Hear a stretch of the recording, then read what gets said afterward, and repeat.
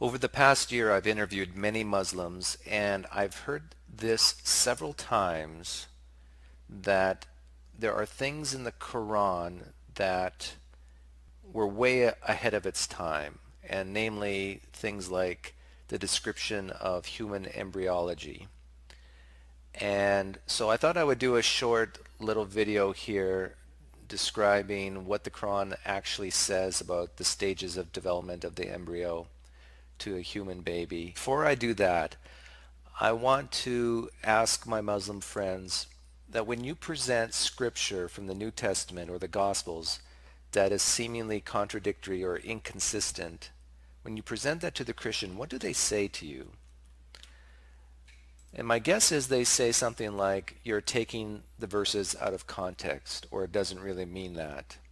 Or the Christian says you're using a bad translation. Or the Christian says you need to read this expert or this apologist's explanation about this. And lastly, sometimes you might say to the Christian that the Gospels may be borrowed from the Old Testament and just kind of wrote it in to make it true, or maybe even borrowed from some Greek mythology. Maybe you don't say that, but I know I sometimes say that. But I want to bring this up for maybe later. Okay, so let's talk about the Quran and what only a deity would know and man wouldn't about the stages of embryology written 1400 years ago. So I looked up Surah 23 verse 14 on my own, and I looked it up on every translation I could find, and wherever words disagreed, I'm going to present them all here. So here it is, and this is in regards to embryology. Then we made the sperm drop, and some translations say nutfa, or sperm, or seed, into a clot or congealed blood. One translation even said embryo. We made the clot a lump of flesh. One translation said chewed morsel. We made the lump of flesh bones. Then we clothed or covered the bones with flesh. Then we caused it to grow into another creation. Okay, so that's Surah 23 verse 14. Now I also want to show you the Hadith, and again I looked this up for myself, book 55, number 549. Allah's apostle, the true and truly inspired, said, every one of you is collected in the womb of his mother for the first 40 days, and then he becomes a clot for another 40 days, and then a piece of flesh for another 40 days. So now that we have the timing from the Hadith, let's kind of put it together with the order of embryology from the Quran. So step one, we have a sperm or a sperm drop or a seed. And according to the Hadith, that is collected in the womb as sperm for the first 40 days. The second phase or second stage, we have a clot or congealed blood or an embryo. And this happens, according to the Hadith, in the next 40 days. Then we have a lump of flesh or a chewed morsel, as said in the Quran. And according to the Hadith, that becomes a piece of flesh for 40 days. And then finally we have bones, and the bones are clothed or covered with flesh. And according to the Hadith, this happens after 120 days. And keep in mind that according to the Quran, the soul is breathed into the body after this. This is where the Quran and definitely Christianity or views of Christianity part paths, that the soul comes later, not at the point of conception, as many Christians believe. So now let's look what actually happens. So according to the Quran and the Hadith, the sperm is in the womb for 40 days. Then we have some type of blood clot for another 40 days.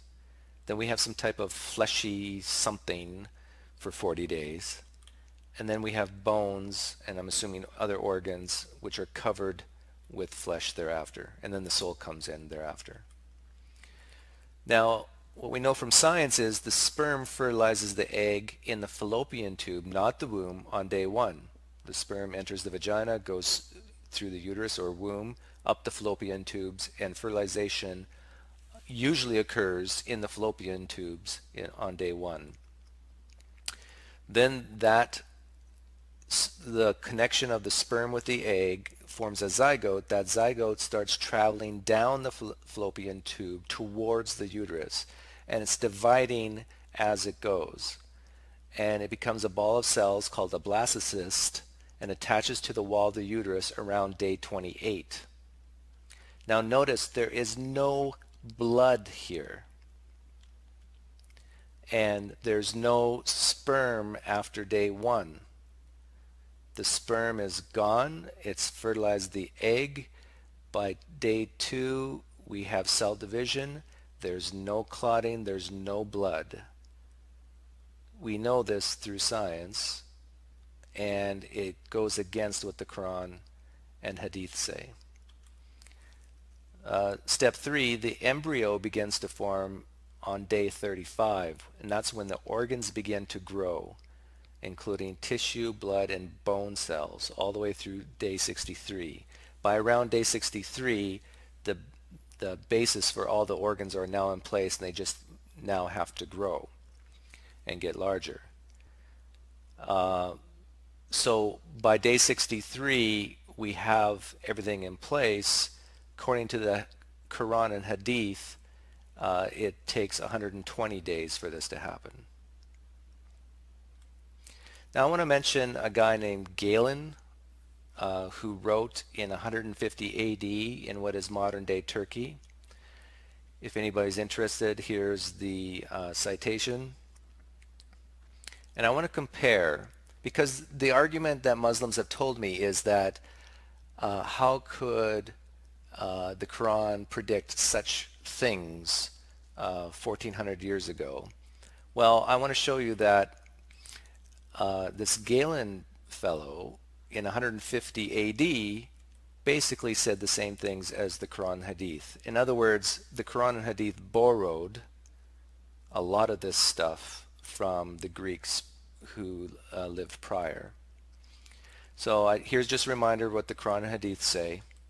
This Galen guy in 150 AD said that phase 1 is that we have semen and that it prevails.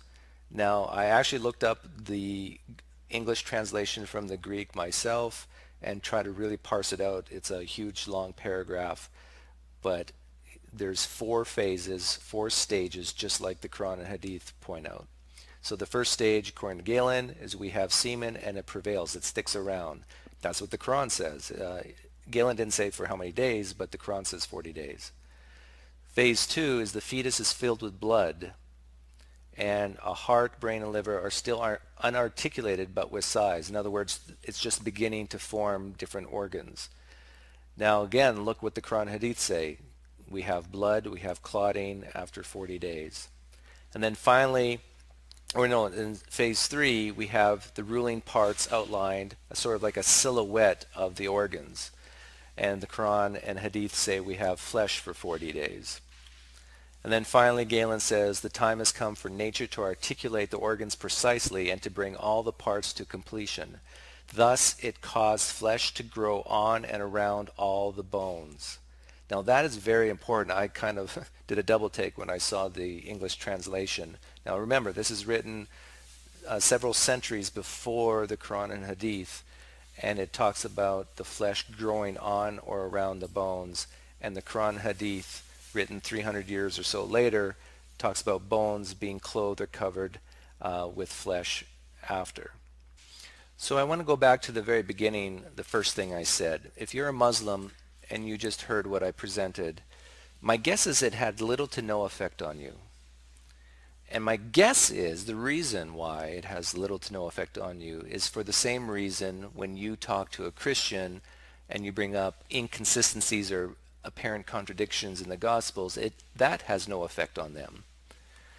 My guess is you're saying that maybe I'm taking the verses out of the Quran out of context, or the words that I've used don't mean what I think they mean, or that maybe I used the wrong translation, or that maybe you'll say to me, Doug, you just need to read this or go to this website and talk to the experts, the Quranic experts who study this stuff, and they can explain how it all fits together.